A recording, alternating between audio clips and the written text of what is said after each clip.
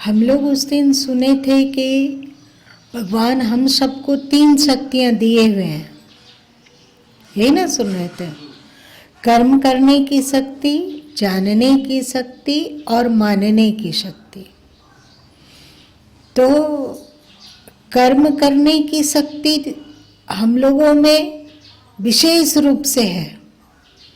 पशु लोगों में कर्म करने की शक्ति, मतलब पशु पक्षी इत्यादि में कर्म करने की शक्ति है कि नहीं? वे लोग ज़्यादा से ज़्यादा वैसा कर्म कर सकते हैं जिससे कि उनका पेट भर सके, है? तो वे चरते हैं, चाहे शिकार करते हैं, तो उनका पेट भर जाता है। इसके अतिरिक्त वे चाहेंगे कि उपकार का कार्य करें अथवा और कोई कर्म करें, सोच समझ कर कर्म करें, तो उनका नहीं होगा। एक खाने पेट भरने की शक्ति, दूसरा प्रजनन करने की शक्ति, तीसरा सोने की क्रिया, और चौथा अपने से शक्तिशाली लोगों से भयभीत होना। ये होता है हम लोगों में। यदि यही 4 हो कि हम पेट भरते हों, प्रजनन में प्रवृत्त होते हों और सोते हों और अपने से शक्तिशाली किसी से भयभीत होते हो, इतने ही मात्र हो, तो फिर हम में और पशु में अंतर नहीं है।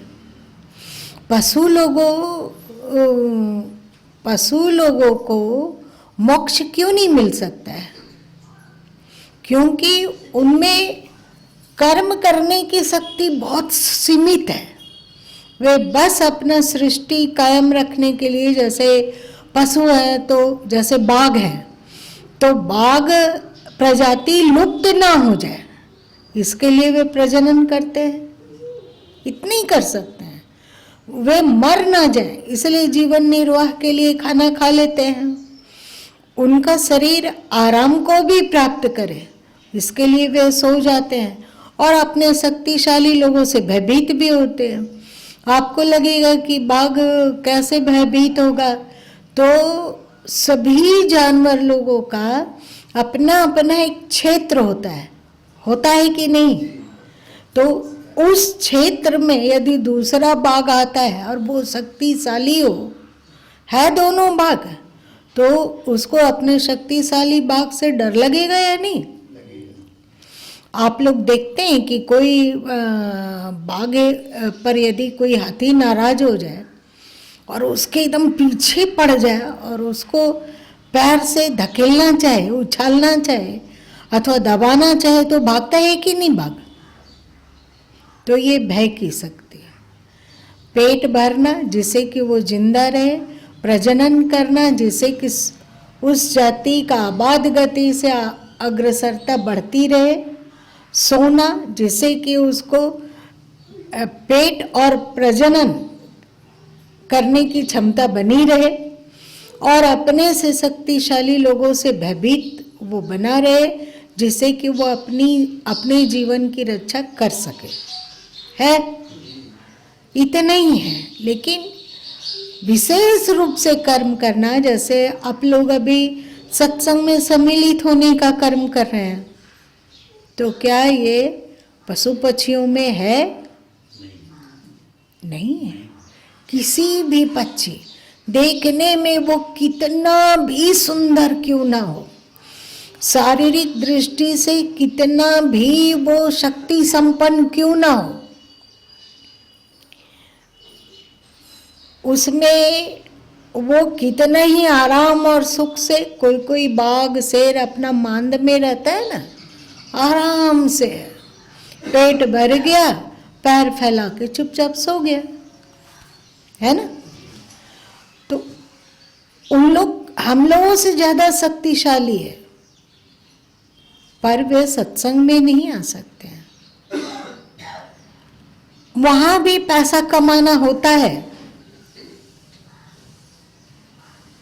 हम लोगों के देश में रुपया चलता है तो किसी देश में डॉलर चलता है, किसी देश में उसको कुछ और नाम देते हैं ना। सबका अपना अपना देश का अलग अलग रुपया है। तो चूहों का भी रुपया है, गिदड़ का भी रुपया है, बाघ का भी रुपया है, भालू का भी रुपया है, चिड़िया कबूतर लोग का भी रुपया है, मछली लोग का भी रुपया है, ऊंट वगैरह का भी रुपया है। वो क्या है? चूहा अपने जीवन निर्वाह के लिए अनाज को अपने बिलों में जमा करती है कि नहीं करती है? बहुत सारे पक्षी लोगों के पास अपना घोंसला होता है और किसी के पास घोंसला नहीं होता है। मान लिया जाए कि कौवा है तो 100 कौवा है, तो क्या 100 कौवे के पास अपना घोंसला है? किसी के पास है, किसी के पास नहीं है। किसी का एकदम सुरक्षित जगह पे घोंसला है जहाँ पे कहीं उसके बच्चों का अथवा उस पर किसी तरह का खतरा नहीं आ सकता है, ऐसी जगह में घोंसला है। और किसी का ऐसे जगह में घोंसला है जहाँ हमेशा खतरा से सामना करना पड़ता है ना। किसी का घोंसला ऐसी जगह में है जहाँ पर कि हवा तनिक तेज से चलती है तो घोंसला तितर पितर हो जाता है, बिखर जाता है, उड़ जाता है। और किसी का घोंसला ऐसे स्थान पर है जहाँ पर हवा चलती तो है पर उसका घोंसला ऐसा है कि सुरक्षित रहता है, उड़ता नहीं है, तितर बितर नहीं होता है।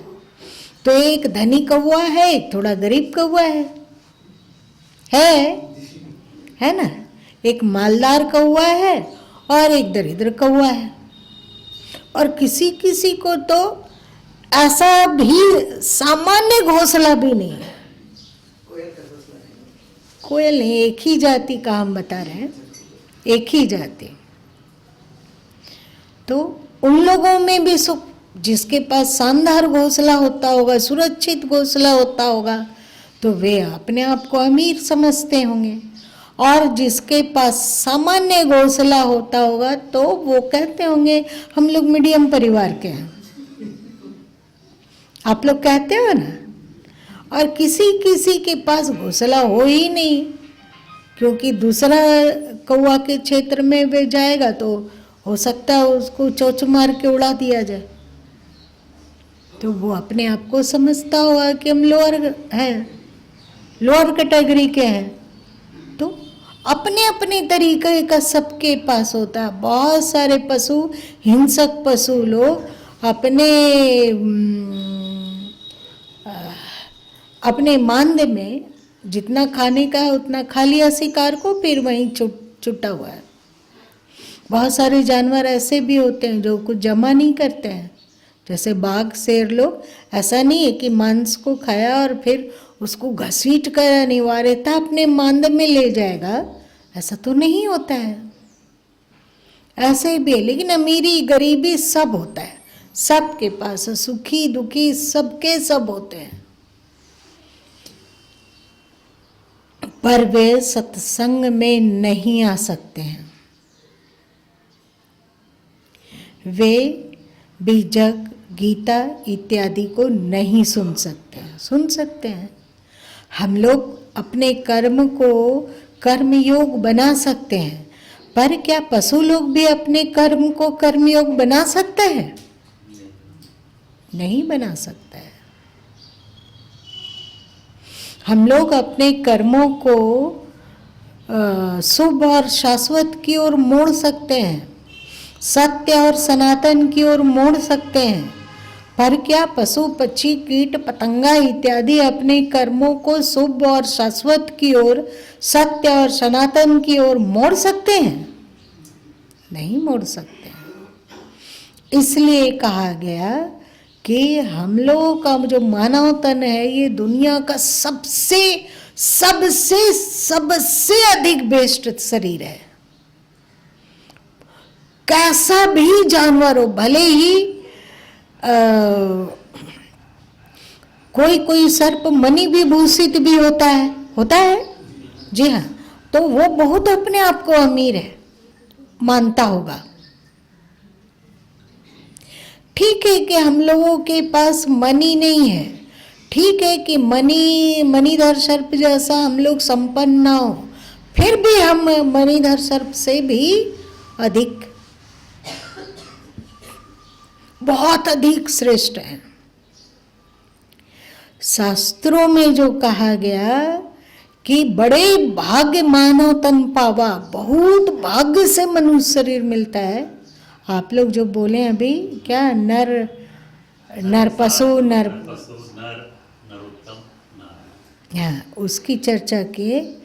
तो हम लोग मनुष्य का शरीर मिल गया, इसका मतलब अब हम पूरा दुनिया से श्रेष्ठ शरीर को प्राप्त कर लिए। पूरे दुनिया में जितने जीव जंतु हैं उन सब से श्रेष्ठ शरीर को प्राप्त कर लिए, क्योंकि हम अपने कर्म को सत्य सनातन की ओर मोड़ सकते हैं, अपने कर्म को कर्म योग बना सकते हैं। इसलिए मोक्ष की प्राप्ति का अधिकार केवल हम लोगों को है। पशु पक्षी अपना मोक्ष नहीं अर्जित कर सकते हैं, कर सकते हैं क्योंकि उनका कर्म करने की क्षमता बहुत सीमित है, बहुत सीमित। बहुत सारे लोग कहते हैं कि आदमी चिंपा उसका पूर्वज रहा है, क्योंकि वो बहुत बार कभी कभी दो पैर पर भी चल लेता है, अथवा उसका हाथ होता है, उसका लोग एक दूसरे का क्या करते हैं, देखते ही रखते हैं, कीड़ा वाड़ा देखते हैं कि क्या देखते हैं पता नहीं, ऐसे से खोल कर मतलब दो रोम कुप्पों को हटा कर देखते हैं ना, निकालते भी हैं, तो उनका हाथ भी है।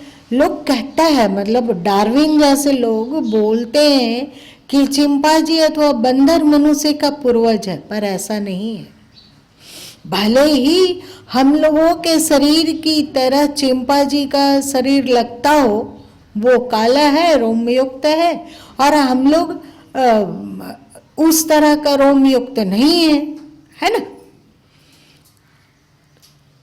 भले ही हमारा शरीर मिलता हो, पर उसकी बुद्धि और हम लोगों की बुद्धि, उसका जो कर्म करने की क्षमता है और हम लोगों को जो कर्म करने की क्षमता है, उसको जो जानने की क्षमता और हम लोग को जो जानने की क्षमता है, उसको मानने की क्षमता और हम लोगों में जो मानने की क्षमता है, उसमें आसमान जमीन का फर्क है कि नहीं है।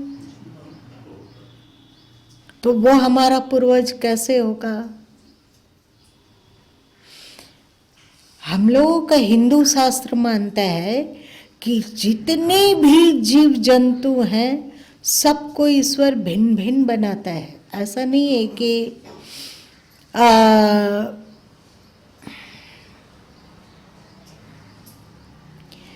चिंपांजी अपग्रेड होते होते होते मनुष्य बन गया, ऐसा नहीं है। ऐसा होता ना तो आज भी अपग्रेड होते हुए दिखना चाहिए था। दिखना चाहिए। विज्ञान भी इस चीज को कम करता है कि इतना सब बड़े से अपग्रेड इसे तो बहुत एक बार डार्विन बोल दिया कि हाँ ऐसा हुआ। तो अभी भी लोग भौंक रहे हैं ना, उसको भौंक रहे हैं कि नहीं। अभी भी लोग कहते हैं कि नहीं हम, और ज्यादातर विज्ञान में जो लिखा रहता है, इतना अधिक मनुष्य अंधा होता है कि जो भी लिख दिया सब सच मान लिया। यदि हम लोग अपने धर्म को देखें, धर्म को पकड़े, तब जानेंगे कि अरे हमारे शास्त्र में तो ये लिखा ही नहीं है। और आज नहीं तो कल, और कल नहीं तो 50 साल के बाद विज्ञान भी जो हमारे धर्म शास्त्रों में है उसको मानेगा, क्योंकि हमारे धर्म शास्त्रों में जो लिखा हुआ है वो पूर्णतः सत्य है और वैज्ञानिक है, और उसे हमारे ऋषियों ने गहन डुबकी लगाकर निकाला है। जैसे विज्ञान की दृष्टि से हमारी पृथ्वी जड़ है, पर आपका धर्म कहता है पृथ्वी मतलब भूदेवी। बोलते हैं कि नहीं आप लोग, भूदेवी।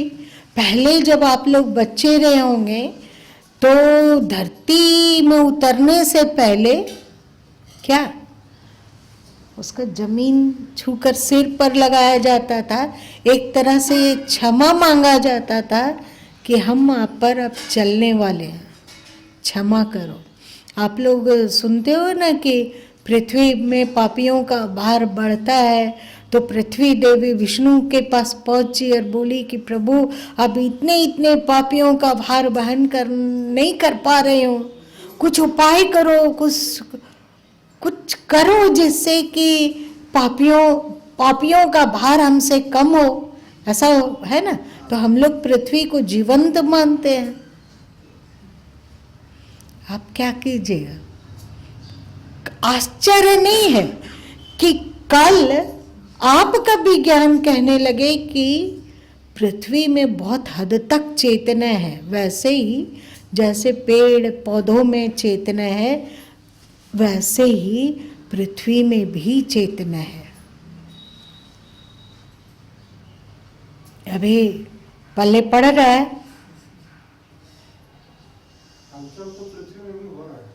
हलचल होना और श्वास लेना अलग चीज है।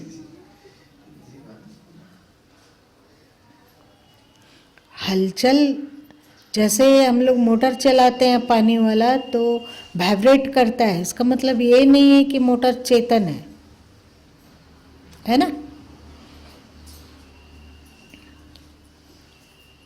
हमारा हिंदू शास्त्र इतना अद्वितीय है कि कभी कभी गुरु माँ उसमें डुबकी लगाते हैं तो लगने लगता है धन्य धन्य धन्य धन्य, कितना बार धन्य धन्य अंदर अंदर उठता है, हमारे पूर्वज धन्य हैं ऐसा होने लगता है, हमारे पूर्वज धन्य हैं। तो खैर पृथ्वी की बात जाने दो। पशु पक्षी इत्यादि योनियों से हम लोगों का मानव तन बहुत अधिक अनमोल है, बहुत अधिक कीमती है, और पूरे जितने भी जीव जंतु हैं सबसे मानव तन श्रेष्ठ है, क्योंकि हम लोगों को अपने कर्म को सत्य और सनातन की ओर मोड़ने की क्षमता है।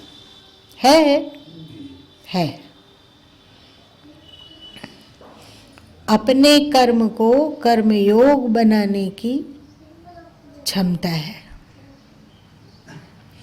तो परमात्मा सब इंसानों को कर्म करने की क्षमता और कर्म को योग बनाने की क्षमता दिए हुए हैं कि नहीं, आपकी मर्जी। फिर आप उस क्षमता का उपयोग करते हो या नहीं करते हो ये आप पर निर्भर है, पर ईश्वर ने दिया है या नहीं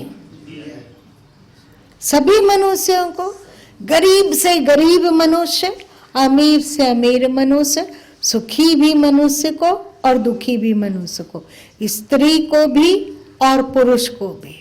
जो आज के समय में लोग कहते हैं कि स्त्री और पुरुष में समानता होनी चाहिए, जब गुरु माँ वेदों का अध्ययन कर रहे हैं तो उसमें देखिए अजीब, घर की रानी नारी है, वहाँ सम्राज्ञी उसे कहा गया, और बाहर दुनिया का कार्य करने वाला भाई लोग हैं, वो बाहर के सम्राट हैं, पर घर की सम्राज्ञी तो स्त्री ही है।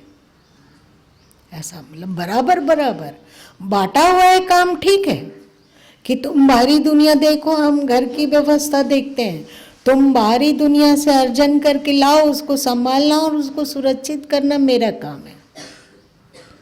आज भी गृह मंत्रालय किसके पास रहता है, और वित्त मंत्रालय भी बहुत हद तक वो अपने कंट्रोल में रखती है।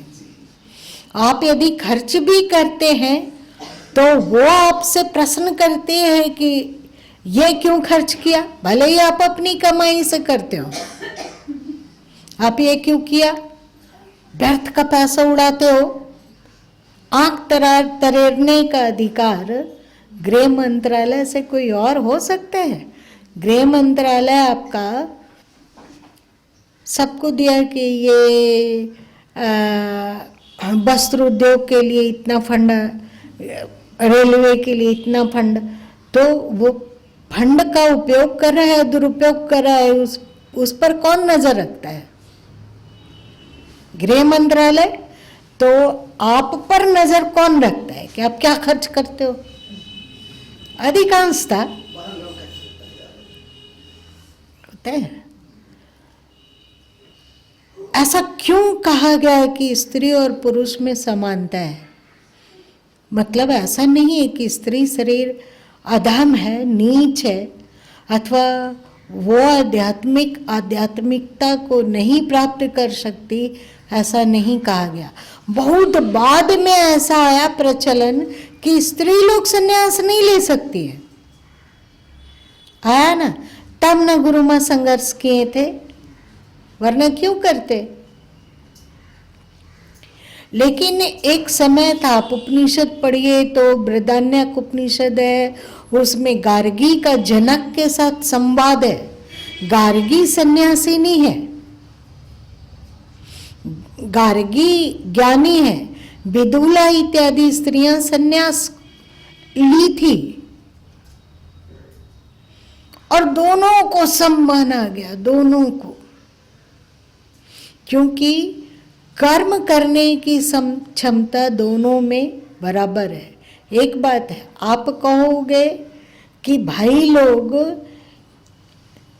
1 टन का कोई पत्थर उठा सकता है, बहन लोग नहीं उठा सकती है। आप यदि 1 टन पत्थर उठा लेने के कारण अपने को शक्तिशाली समझते हो, तो 10 टन का पत्थर हाथी उठा सकता है, तो क्या आपसे अधिक श्रेष्ठ आती है? नहीं ना। आप क्या कर्म करते हो सकता है कि बहन शारीरिक रूप से वो भारी भरकम कर्म ना कर सके जो भाई लोग करते हैं, लेकिन वो यदि थोड़ा हल्का ही काम करती है तो उस काम को भी सत्य सनातन की ओर उसी तरह मोड़ सकती है जितना कि भाई लोग अपने कर्मों को मोड़ सकते हैं। सही है ना? इसलिए दोनों बराबर है, कर्म करने की क्षमता दोनों में है और दोनों ही अपने इस कर्म करने की शक्ति जो कि ईश्वर ने हम सब मनुष्यों को विशेष रूप से दी है, इस कर्म करने की शक्ति का हम लोग उपयोग करें, मतलब सदुपयोग करें। कैसे कर्म करें? कौन कौन सी शर्तें हो कर्म करने की जो कि हमारा कर्म सत्य और शाश्वत की ओर मुड़ सके, इसका ज्ञान के लिए आप लोगों को गीता है ना, गीता है, सत्संग है, संत के पास जाना है, संतों की वाणियों का स्वाध्याय है। बीजक के द्वारा हम जानते हैं ना कि सभी मनुष्य, ये मत बोलो कि जाति के कारण ये मनुष्य अछूत है अथवा जाति के कारण कोई मनुष्य पूजनीय है, ऐसा हम लोग मानते हैं? मानते हैं क्या? नहीं मानते हैं, क्योंकि हम इस ज्ञान को बीजक से ले पाए, तो जितना भाई लोग इस ज्ञान को ले पाते हैं उतना ही बहन लोग ले सकती है कि नहीं? इसलिए मोक्ष का अधिकारी भाई और बहन दोनों हैं। और कर्म करने की क्षमता का कैसे संयोजन किया जाए सत्य और सनातन की ओर, इसकी कला संत बतलाएंगे। आपको कहते हैं ना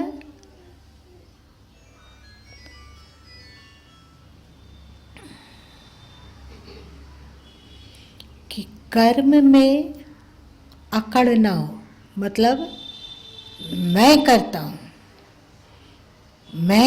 हूँ ऐसा कड़ ना हो। इसको कहा गया अहंता से मुक्त होकर कर्म हो। ठीक है। अहंता से मुक्त होकर कर्म हो और राग द्वेष से ऊपर उठकर कर्म हो। अभी अज्ञानी मनुष्यों का कर्म अधिकांशतः राग द्वेष से प्रेरित होता है। आप अपने घर का काम करते हैं तो उसमें राग है कि नहीं? राग है। राग के कारण करते हैं आप पैसा अर्जन किए, उसको सुरक्षित रख रहे हैं, ये क्रिया राग से प्रेरित है या वहाँ राग नहीं है? राग से प्रेरित है। तो गीता में श्री कृष्ण बतलाते हैं कि आप कर्म को राग और द्वेष से ऊपर उठकर करो। आप किसी को देखकर अपनी आँखों को तरेरे तो बताइए वहाँ द्वेष है कि नहीं है? आप की वाणी से कड़वी कड़वी बात निकलती है तो कुछ ना कुछ वहाँ द्वेष है। ऐसा नहीं है कि आप किसी को कड़वी इसीलिए बोल रहे हो कि अगले का सुधार हो, अगले का हित हो। ऐसा आप करते हैं क्या? ज्यादातर नहीं। जो सत्संगी नहीं है उनका 100% कर्म या तो राग से होता है अथवा द्वेष से होता है। राग और द्वेष से ऊपर उठकर कर्म करने का संकल्पन अथवा कोशिश केवल हम जैसे सत्संगियों के पास ही होता है। वरना आप जब किसी भागवत कथा सुनो अथवा किसी पुराणों की चर्चा सुनो अथवा अभी जो तुम लोग देखते हो इतना टीवी में सत्संग आता है, उपदेश आ रहा है, कथा हो रही है, तो सब कोई कृष्ण लीला है तो सबको उठ के झूम के नाचें।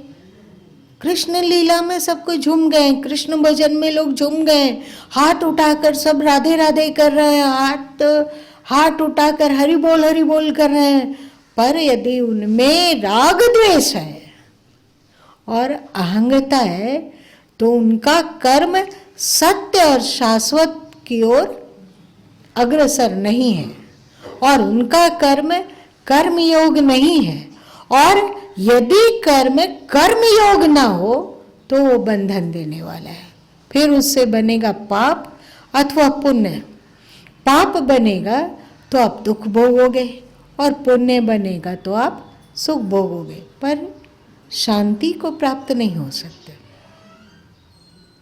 मोक्ष की बात जाने दो। मोक्ष मतलब होता है शांति। शांति सुकून को आप प्राप्त नहीं हो सकते हो।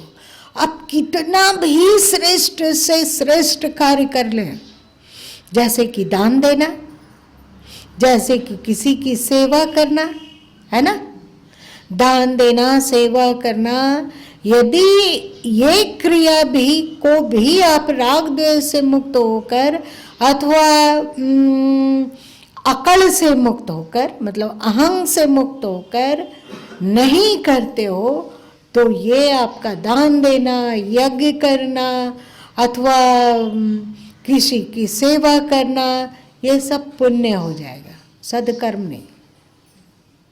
ये कर्म आपको बांधेगा। तो पहला हो गया कि अकड़ ना हो, दूसरा है कि कर्म राग द्वेष से प्रेरित ना हो, और तीसरा क्या है? कर्म निष्काम हो।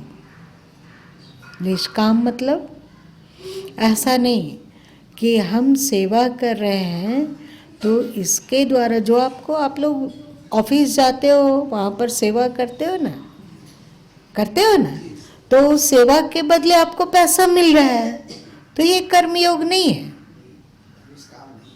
निष्काम नहीं है। वहाँ आप बच्चों को निष्काम होकर नहीं पढ़ा रहे हो, बच्चों को बच्चे पढ़ सके इसके लिए नहीं पढ़ा रहे हो।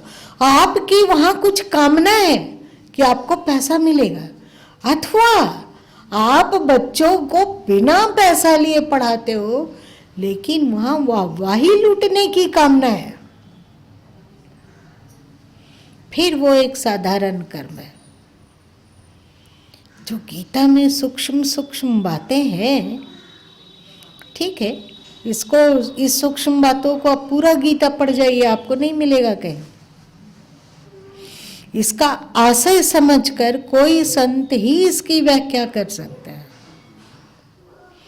आप यदि कोई सेवा कार्य कर रहे हो, लेकिन उससे आप कोई पैसा नहीं लेते हो, कोई उससे स्वार्थ नहीं है, लेकिन वाहवाही लूटने का तो स्वार्थ है। या हम लोग पटकनिया खा सकते हैं कि नहीं? इसीलिए कर्म को कर्म योग बनाने के लिए चौकन्ना रहना होता है। ये तीसरा हो गया। और चौथा उन्होंने कहा कि कर्म स्वार्थ सिद्धि, मतलब केवल लोक हितार्थ हो, केवल लोक हितार्थ हो कर्मयोगी के लिए, और भक्तगण के लिए ईश्वर की प्रसन्नता के लिए। आप अपनी पत्नी को एक कीमती उपहार देते हैं तो वो खिल जाती है, और उसको खिला देखना आपको अच्छा लगता है। क्यों? क्योंकि उससे आप प्रेम करते हैं। तो भक्त क्या है कि भक्त भी भगवान से प्रेम करता है कि नहीं? वो भक्त भगवान को खिला हुआ देखना चाहता है, और कोई कुछ नहीं। उसका अपना कि इससे हमें मुक्ति मिलेगी और मोक्ष मिलेगा और हम परम पद को प्राप्त होंगे, ऐसा नहीं। भगवान को वो खिला हुआ देखना चाहता है भक्त। तेरी आह्लादनी बन जाऊं आठों याम, है ना?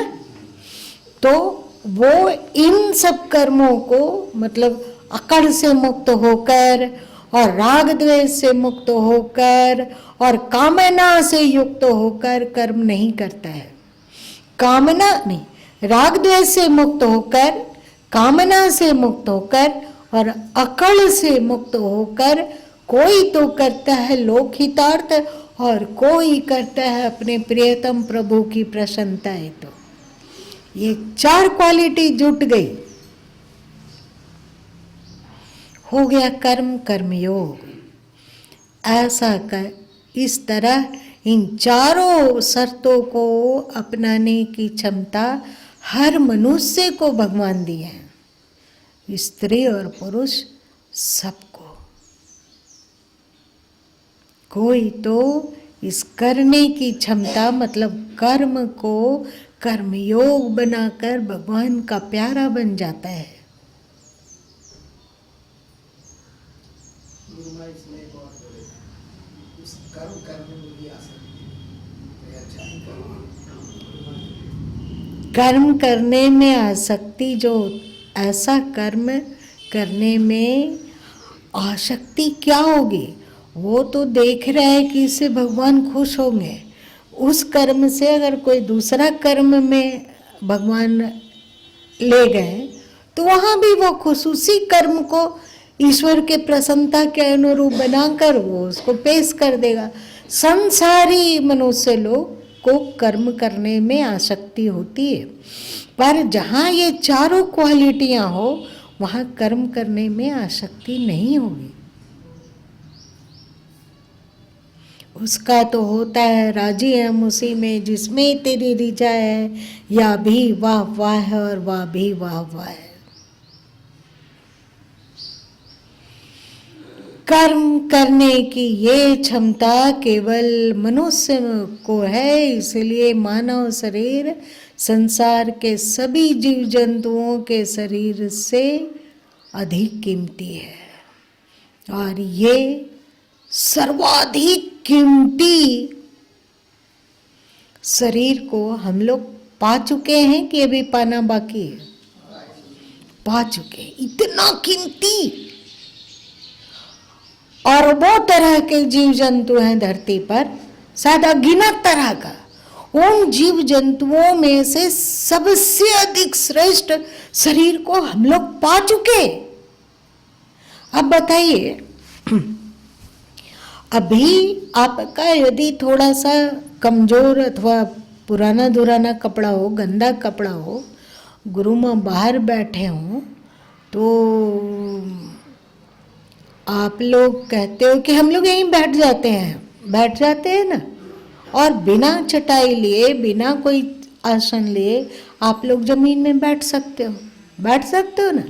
लेकिन आप किसी बाराती में जा रहे हो, एकदम टिप टॉप, और अपने घर का सबसे कीमती कपड़ा पहन के आप जा रहे हो, तो क्या आप उसी तरह बाहर जमीन पर बैठ जाओगे? सोच लो, बैठोगे? नहीं बैठोगे, गंदा हो जाएगा वो। तो हम लोगों के पास, हम लोगों से ज्यादा क्या वे लोग हैं, बाराती जाने वाले लोग ज्यादा के बुद्धिमान कैसे होंगे? हम लोग भी समझो, हम लोग के पास मानव शरीर जैसा एकदम महाकीमती शरीर मिला हुआ है। अब इस शरीर का सदुपयोग हो, इस शरीर, इस चादर को, शरीर चादर को मैला ना कर दें, इसका प्रयत्न होना चाहिए कि नहीं? होना चाहिए ना। तो इस चादर से कोई कुछ मलिनता ना अर्जन हो जाए, चादर गंदा ना हो जाए। तभी तो जब हम इस शरीर का को सार्थक करेंगे, तभी तो कबीर की बानियों में मिलाकर कह पाएंगे कि ज्यों की त्यों धरी द नीच दरिया। वरना हम लोग गाते रहेंगे, मैली चादर ओढ़ कर प्रभु जी कैसे द्वार तुम्हारे आऊं, यही गाते रहेंगे। अब आप सोच लो कि आप अपने चादर को कैसा करना चाहते हैं। ज्यों की त्यों धरी द नीच दरिया बोलकर अहो भाव से भगवान को समर्पित करना चाहेंगे, या मैली चादर ओढ़ के द्वार कैसे तेरे आऊं, ये गाना चाहेंगे? तो इसके लिए पुरुषार्थ करना मनुष्य को अधिकार मिला हुआ है, करने की क्षमता। कुछ अहोभाव हो रहा है, कुछ आप रोमांचित हो रहे हैं, कुछ आह्लाद हो रहा है। पता चल रहा है मानो कितने श्रेष्ठ सदगुरु ने बना के भेजा हमें, श्रेष्ठता पर जागर हो रहा था। और हम लोग पर भगवान की असीम कृपा, तभी गुरु माँ से बुलवा रहे हैं और आप लोगों को सुनवा रहे हैं। अब तो हम लोगों को अपने ऊपर कृपा करनी होगी ना। कर्म करने की क्षमता को भगवान ने हम लोगों को विशेष रूप से दिया, और कर्म को योग बनाने की क्षमता भी केवल और केवल मनुष्यों को ही प्रदान किया गया है ईश्वर के द्वारा। इसलिए उस ईश्वर को बारंबार नमन, और साथ साथ में सद्गुरु और ईश्वर दोनों से प्रार्थना करें कि हे प्रभु, ऐसी बुद्धि भी दे दो जिससे कि हम अपने कर्म को कर्मयोग बना सके। ठीक है? अब जानने की क्षमता क्या है, ये दूसरा दिन जानेंगे।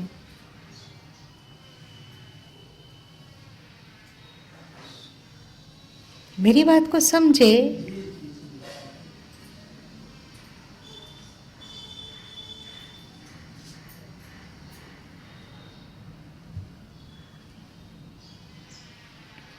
तब हम लोग कर्म को कर्मयोग बना लेंगे। तब हम लोग गाएंगे मीरा के स्वर में स्वर मिलाकर, पायो जी मैंने राम रतन धन पायो।